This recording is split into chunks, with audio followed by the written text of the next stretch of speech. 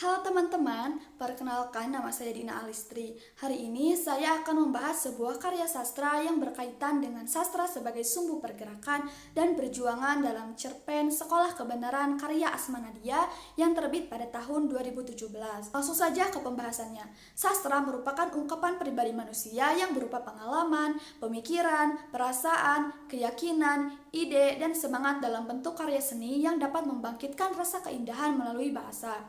Karya sastra merupakan karya seni yang mengungkapkan eksistensi kemanusiaan dengan segala variasi dan lika-likunya secara imajinatif dan kreatif dengan menggunakan bahasa estetik sebagai mediumnya.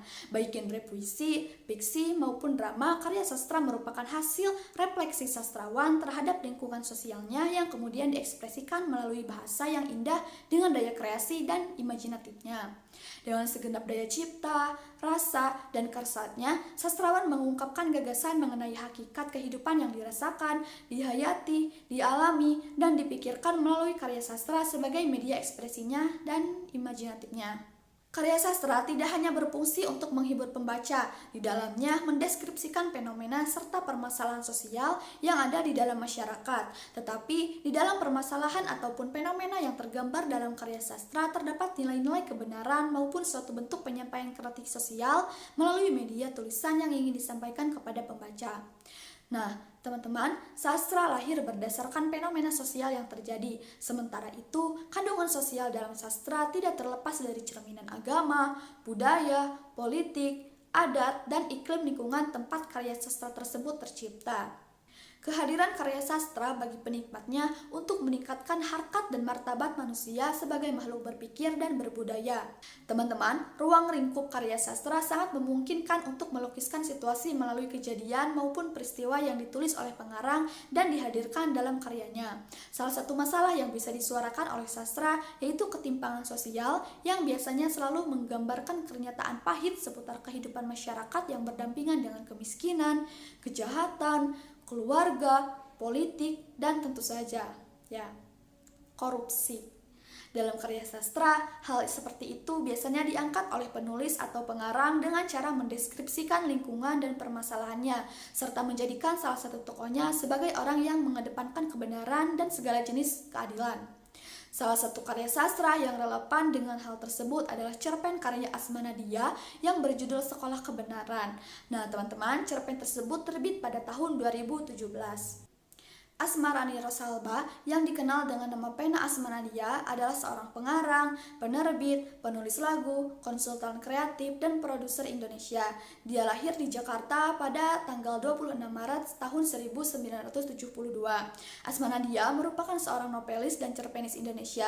Ia dikenal sebagai pendiri Forum Lingkar Pena dan manajer dari Asma Nadia Publishing House. Asma Nadia ini dikenal dengan penulis Islami. Salah satu karyanya yaitu cerpen yang berjudul Sekolah Kebenaran. Cerpen tersebut menceritakan tentang keresahan seorang guru terhadap muridnya yang ingin bercita-cita menjadi koruptor agar memiliki banyak uang. Ada yang ingin bercita-cita menjadi politisi agar punya teman penguasa walaupun korupsi tetap aman. Seorang siswa dalam cerpen tersebut pun berpendapat bahwa meskipun koruptor adalah seorang penjahat, namun dia mengatakan bahwa di berita banyak koruptor yang berkeliaran bebas. Kalau orang jahat katanya pasti dipenjara. Nah, hal tersebut sangat berkaitan dan relevan dengan hukum di Indonesia saat ini.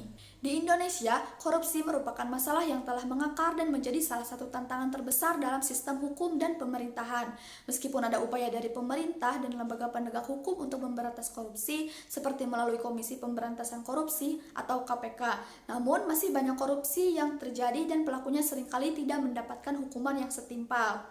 Kemudian, hal ini menciptakan persepsi di masyarakat, termasuk di kalangan anak-anak, bahwa korupsi adalah cara yang paling aman untuk mendapatkan kekayaan, terutama jika pelaku memiliki koneksi atau backing yang kuat.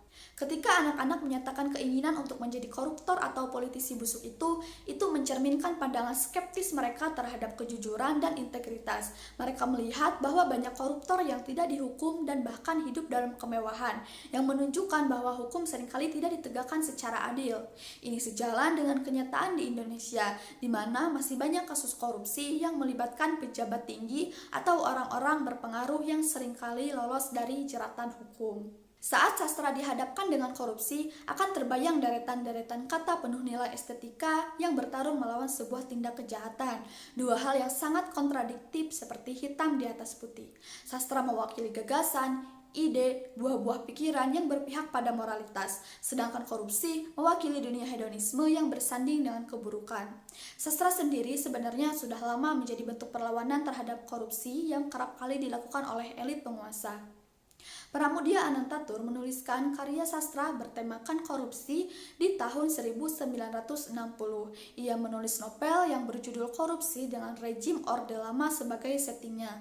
Nah, teman-teman, di luar negeri karyanya ini sangat begitu dinikmati oleh banyak orang. Lewat estetika sastra, selalu muncul karya-karya sastra baru yang mencerca korupsi, entah dalam bentuk novel, cerpen, esai, puisi, naskah drama, dan lain sebagainya. Nah, di sini tentu saja para sastrawan mengambil peran yang paling dominan. Mereka harus sama-sama sepakat menyuarakan perlawanan terhadap korupsi, menyelipkan nilai-nilai pendidikan anti korupsi ke dalam karya-karyanya, sehingga para pembaca dapat menemukan kata dan makna perlawanan korupsi itu sendiri melalui pendekatan sastra. Maka dari sini jelas terlihat bahwa sastra sebagai sumbu pergerakan dalam melawan tindakan korupsi yang ada di Indonesia. Baik teman-teman, sekian ulasan cerpen karya Asma Nadia yang berkaitan dengan sastra sebagai sumbu pergerakan atau perjuangan.